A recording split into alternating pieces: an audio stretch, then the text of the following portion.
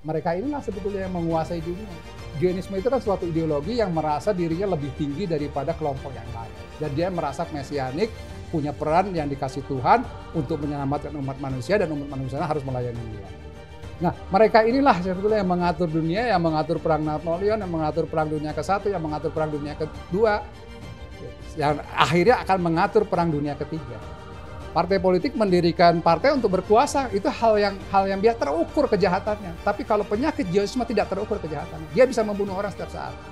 Orang yang punya penyakit Zionisme itu kekuatannya adalah kemampuan yang luar biasa untuk berpura-pura. Tapi lawan-lawan politik yang diperkirakan maupun teman-teman yang bisa jerat dalam suatu kesalahan yang setiap saat bisa dia ciduk.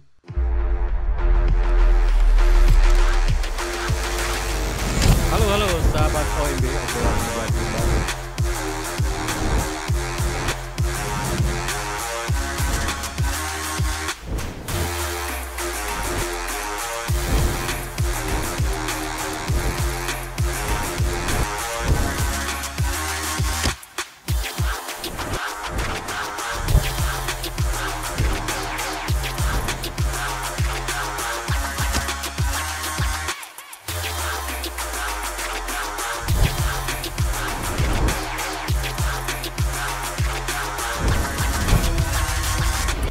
Jumpa lagi dengan Bang Deddy Triawan. Pembahasan kita hari ini tentang 1% yang menguasai dunia. Jadi dunia ini diatur oleh 1% ini. Nah, baik perang, ekonomi, ya, kemudian juga dunia pop juga mereka masuk ke situ. Jadi apa sebenarnya kita lihat skenario-skenario dunia, Bang, dengan yang 1% ini, Bang? Kalau kita kan harus merujuk kepada apa yang dikatakan oleh khotbah perpisahan oleh Rasulullah Nabi Muhammad SAW. Waktu itu dia nggak menyatakan hai muslim, hai manusia. Yeah. Saya mohon dengarkanlah saya dan sampaikanlah ini kepada orang-orang setelah kamu, dan mungkin mereka akan lebih tahu dibandingin kalian. Gitu. Jadi dia bilang bahwa tidak lebih mulia orang Arab di atas non-Arab, dan tidak lebih mulia orang non-Arab di atas non-Arab. Tidak mulia orang putih di atas hitam, dan orang kulit hitam di atas orang putih. Kalian adalah sama, berasal dari Adam berasal dari tanah, dan yang paling mulia dari kamu adalah yang paling bertakwa. Artinya, kita sebagai pengikutnya merasa tidak boleh rasis. Yeah. Kita tidak boleh rasis, menganggap ada orang yang lebih rendah dari kita, apakah itu suku atau itu bangsa. Bahwa semua manusia dilahirkan adalah sama, sederajat, dan yang paling mulia adalah yang paling bertakwa, yang paling takut sama Allah Subhanahu wa taala, takut berbuat salah. Nah, tapi kita tidak bisa memungkiri misalnya bagaimana ada fenomena kejadian kok orang begitu enaknya dibunuh. Si Paulus Olympia di Togo baru mau mensejahterakan rakyatnya dibunuh. Patrick Lumumba dibunuh di Kongo. Ini sebetulnya apa? Kita mencari tahu. Nah, kalau saya menelisuri bahwa ini adalah berasal bukan etnis sebetulnya. Jadi sekumpulan orang yang berasal dari Khazaria. Dari Khazaria. Nah, ini ada debatable apakah dia apa? Ada yang bilang dia dari segi ras Turki.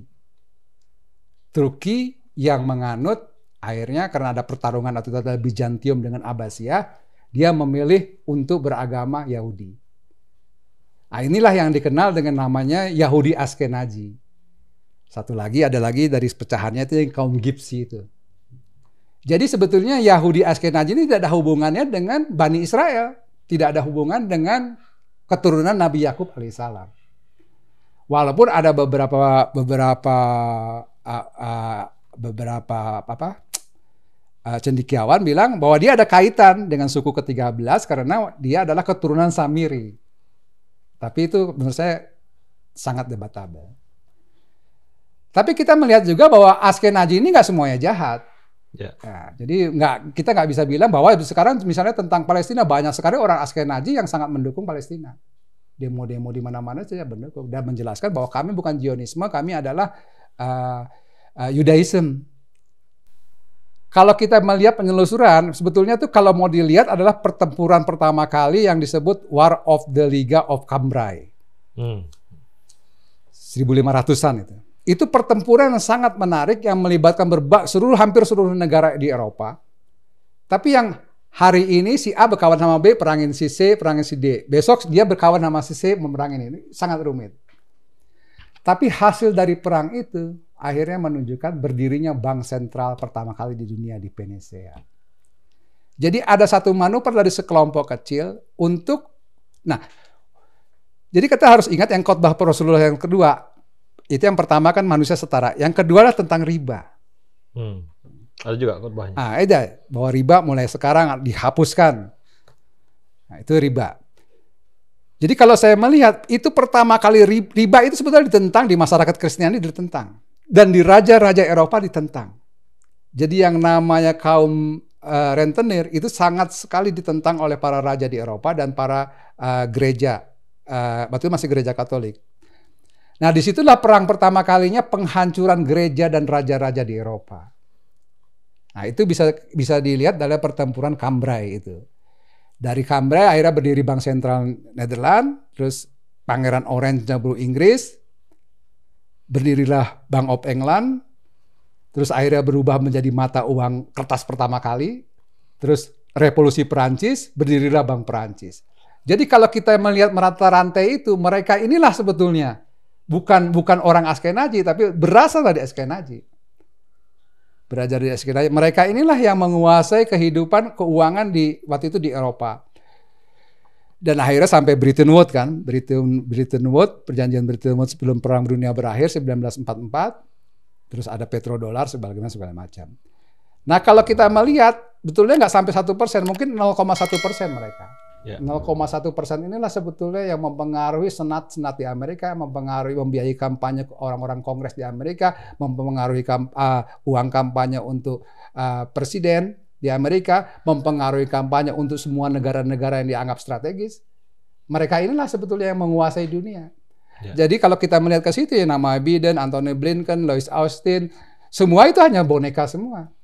Termasuk Benjamin Netanyahu. Gitu. Nah, mereka punya ide apa? Itu yang disebut Zionisme. Nanti saya kasih link itu tentang Zionisme, nanti itu bisa silahkan dipelajarin sendiri. Bahwa Zionisme itu bukan berkaitan dengan Yahudi. Ada orang Yahudi yang nggak Zionis. Dia menentang juga Zionisme. Jadi suatu Zionisme itu kan suatu ideologi yang merasa dirinya lebih tinggi daripada kelompok yang lain. Dan dia merasa mesianik, punya peran yang dikasih Tuhan untuk menyelamatkan umat manusia dan umat manusia harus melayani dia. Jadi supremasi. Kalau Putin kan menyebutnya fasisme, kalau orang Afrika menyebut apartheid, kalau orang Amerika sekarang menyebutnya neokon. Semua ini udah populer. Tapi kalau saya lebih setuju itu Zionisme. Orang-orang Ortodok lebih senang menyebutnya Anglo-Zionisme malah. Anglo-Zionisme. Nah, mereka inilah sebetulnya yang mengatur dunia, yang mengatur perang Napoleon, yang mengatur perang dunia ke-1, yang mengatur perang dunia ke-2, yang akhirnya akan mengatur perang dunia ke-3. Makanya Putin menyatakan kan kalau terjadi perang dunia ketiga maka keluarga ini sah sebagai sasaran militer. Dia udah ngancam itu. Jadi artinya juga Putin tahu siapa penguasa dunia ini. Nah, kalau teman-teman nanti baca di link-link bahwa Zionis ini penyakit jiwa. Penyakit jiwa yang merasa dirinya suci. Jadi dia tidak merasa bersalah membunuh. Dia tidak pernah bersalah membunuh, membohong, mengelabui segala macam. Jadi semacam dia itu tugas-tugas suci saya bahwa kayak Benjamin Netanyahu kan kampanyenya hanya sayalah yang bisa memberikan keamanan dan ketentraman kepada rakyat Israel. Jadi dia merasa itu mesianik. Dia mesianik, dia merasa tugas suci dia untuk membunuh orang Palestina tugas suci. Gitu. Jadi nah ini menurut saya ini berkaitan juga dengan Indonesia. Mungkin aja ada Zionisme di Indonesia. Mungkin ada Zionisme Islam. Misalnya pidato Erdogan kemarin yang betulnya sangat mendukung Palestina, sangat mendukung Hamas. Tapi ada bibit-bibit Zionisme juga. Gitu. Jadi kita tidak memungkinkan ada Zionisme juga di dalam Islam gitu. Dia kan mengagungkan Turki. Seolah-olah Turki bangsa paling besar di dunia. Jadi ada bibitnya juga gitu. Jadi ini mesti ideologi dan orang seperti ini harus kita peringati. Jangan sampai, karena kalau orang udah menjadi Zionis, dia menghalalkan segala cara. Mengelabui, menguasai, menteror, menjerat. segala macam. Jadi maksud saya begitu ada muncul Zionisme, kita harus hajar. Itu tugas kita. Jadi hal-hal yang menganggap itu ya suci, tidak bisa diganggu-gugat, tidak ada menutup perdebatan, itu adalah Zionisme. Nah, kita melawan yang orang-orang Zionis ini, siapapun dia. Dan itu sangat berbahaya, pemikiran Zionisme. Merasa hanya sayalah yang bisa menyelesaikan Indonesia. Tanpa saya, Indonesia akan berantakan. Itu Zionisme. Merasa dirinya suci. Kalau itu hanya kejahatan ingin hidup enak, itu kejahatan yang terukur. Semua orang ingin hidup enak. Partai politik mendirikan partai untuk berkuasa, itu hal yang biasa, terukur kejahatannya. Tapi kalau penyakit Zionisme tidak terukur kejahatannya. Dia bisa membunuh orang setiap saat. Dia bisa meracuni orang setiap saat. Dan itu harus ditentang. Nah, silakan baca di link di bawah, itu bagaimana penyakit psikopatnya para Zionis itu. Dan saya ambil contoh satu aja nih misalnya. Orang yang punya penyakit Zionisme itu kekuatannya adalah kemampuan yang luar biasa untuk berpura-pura. Jadi kita bisa melihat siapa yang punya kemampuan berpura-pura. Dia bisa mengelabui, artinya berbohong, menjebak, dan menangkap lawannya. Dan dia bisa membuat skenario dia kebal terhadap kesalahan. Tapi lawan-lawan politik yang diperkirakan maupun teman-teman yang bisa jerat dalam suatu kesalahan yang setiap saat bisa dia ciduk. Itu penyakit Zionisme. Dia tidak ada kompromi. Dia menutup perdebatan, dia menutup oposisi. Dan itu berbahaya. Dan itu harus dihancurkan. Ada contoh-contoh kepala negara yang mengalami itu, Bang? Ya, sekarang si Benyamin Netanyahu salah satunya. Bagaimana dengan mudahnya dia membunuhin orang setiap saat. Anak kecil segala macam. Hitler itu Zionisme. Hitler itu Zionisme. Dia merasa bahwa dialah yang bisa menyelamatkan Reich ketiga rakyat Jerman. Sehingga dia sah melakukan apapun. Dan dia tidak mengenal adanya kritik. Dia tidak mengenal Zionisme. Hampir semua pemimpin yang berhasil itu mengidap penyakit Zionisme. Karena apa? Orang-orang di sekelilingnya, apalagi kita bekas pasca kolonial dengan mental penjilat dan mental jongos, itu setiap hari mungkin orang waktu pertama kali dia berkuasa dia tidak mengidap ideologi itu. Tapi setiap bapaklah yang bisa menyelesaikan republik ini, bapaklah yang paling hebat. Dapat laporan di sana, Pak, ini lihat kelakuannya kelompok ini kelompok ini. Dia merasa paling suci. Akhirnya dia punya merasa mesianik, punya merasa suci. Akhirnya dia bisa melakukan apapun. Dan dia tidak merasa bersalah. Dia tidak merasa malu. Dia tidak merasa malu membuat apapun gitu. Karena dia lucu loh, kok ini gua mau menyelamatin bangsa gua. Dan bangsa gua itu harus selamat tuh karena menurut gua begini gitu. Jadi kalau ada kritik dia bingung, kok orang kritik ya gitu. Kalau orang berbuat salah tuh biasanya tahu, oh gua salah. Gua mencuri, gua apa. Itu penyakit terukur gitu dosanya. Nah, kalau penyakit ini nggak terukur, bisa melakukan apapun. Bisa melakukan apapun. Jadi harus ditentang.